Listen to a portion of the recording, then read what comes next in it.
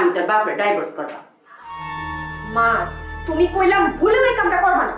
আমি এটা করবা বল, এছাড়া তোমার আর কোনো উপায় নেই। এটা তুমি কি কও? আমি তোমার মেয়ে না, তুমি আমার মা না। তোমার মুখ দিয়া আমি এই কথা আর শুনতে চাই না।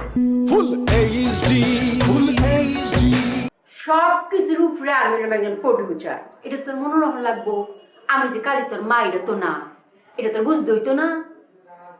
কি এর প্রোডিউসার তুমি? হ্যাঁ, কই পাইছো তুমি টাকা? কে দিছে তোমারে টাকা? হ্যাঁ, এই টাকা কিসের জন্য তোমারে দেয়া হইছে? এখন সব ভুলে গেছো? কেরে বুঝতাম, আমার তো ব্যাগ তুই মনে আছে, তোর একে নায়িকা বানায় এবার লাগি তো টেহাটা দিছে। আমি উজ্জ্বল শ্যামলারে কইছি তোমার অ্যাকাউন্টে টাকা জমা দিতে।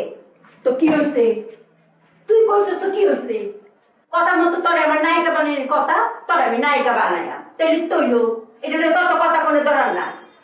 তো তাহলে কথা তুমি হইতেছো প্রোডিউসার, তোমার উপরে আর কেউ নাই, এই কথা কও কেন? হ্যাঁ, তুমি যে আমার মা, মায়ের উপরে যে কেউ নাই, সেই কথা কও না কেন?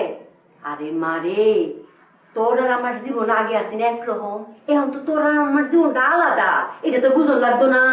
কি এর আলাদা জীবন মা? আমাদের জীবন আলাদা হইলো কেমনে? আগের জীবন আর নাই কেমনে? আমি একটা জিনিস ঠিক করছি, আমি তোর বাপরে ডাইভোর্স করবা। মা তুমি কইলাম ভুলেও এই কামটা করবা না। আমি এটা করবা বল, এছাড়া তোমার আর কোনো উপায় নেই। সাম্মা, তোমার কোনো উপায় নেই, এটা তুমি কি কইতাছো কবে? এটা তুমি কি কও? আমি তোমার মেয়ে না, তুমি আমার মা না। ব্যাগ তো ঠিক হয়ে আছে, কিন্তু আমি কি করবা? আমি তো ফ্রেমে ফুরিয়ে দিছি গা, আমি তো ফ্রেমে পড়ি নই ফুরছি। তোমার মুখ দিয়া আমি এই কথা আর শুনতে চাই না। তুমি ভুলে কথা কইবা না। আমি তো তোমার মেয়ে, আমি তোমার উপযুক্ত একটা মেয়ে, এই কথাটা তোমার ভাবা উচিত, মনে রাখা উচিত। বলে দিলাম।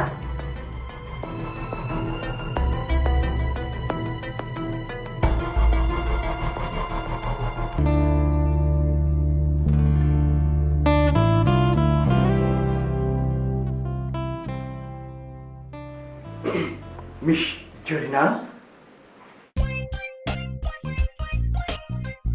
মিস জরিনা, আপনি ভালো আছেন? আমি অফ করে হোটেলের ঘরের ভিতরে ঢুকে পড়ছেন কেড়ে গো?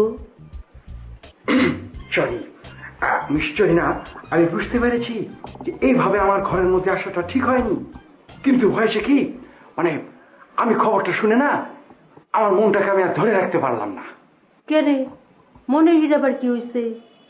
না মানে আমি শুনতে পেরেছি যে আপনি আপনি একদম আপনার ডিসিশন নিয়ে নিয়েছেন। কি ডিসিশন? না, আমি শুনতে পেয়েছি যে আপনি আপনার সাবেক স্বামীকে ডিভোর্স করবেন। এই যে মিস জরিনা, সঠিক সময়ে একটা সঠিক সিদ্ধান্ত আপনি নিয়ে নিয়েছেন। এইটা শোনার পরে না আমি আর নিজেকে ধরে রাখতে পারলাম না, তো পারলামই না, একদম চলে এসেছি। একদম এই সঠিক সিদ্ধান্তটা নেওয়ার জন্য আপনাকে ধন্যবাদ জানাতে আমি এসেছি।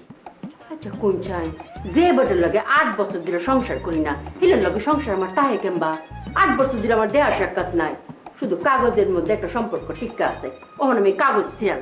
ঠিক ঠিক, রাইট। এই জিনিসটা তো আপনার আরো আগে করা উচিত ছিল মিস জরিনা। এই যে সঠিক সময় একটা সঠিক সিদ্ধান্ত আপনি যে নিয়ে নিয়েছেন, এই ধন্যবাদ জানাতে কিন্তু আমি মূলত এসে গেছি। এখন আমার যেটা রিকোয়েস্ট আমার তরফ থেকে, বুঝতে পারলেন তো, সেটা হচ্ছে যে আমার তরফ থেকে, এই বান্দার তরফ থেকে, যদি আপনার উপকার করার জন্য কিছু করার থাকে, কোনো হেল্প থাকে, আপনি আমাকে নির্দ্বিধায় বলবেন, আমি একদম বান্দা খাড়া আছি। শুকুর আলহামদুলিল্লাহ, শুননা খুশি হইলাম। ধন্যবাদ। আচ্ছা আমার সিস্টেমটা একটু করে দিবেন, তালাকের সিস্টেমটা কি? আমি তো আর কোনদিন তালাক দিছি না। অবশ্যই আমি বলে দেব সিস্টেম কি, কাকে বলে, কত প্রকার, সব আমি বের করে ছাড়বো। এটা তো মিস জরিনা আমার নৈতিক দায়িত্ব, আপনি কোনো চিন্তা করবেন না, সিস্টেম আমি বাইর করে ফেলছি।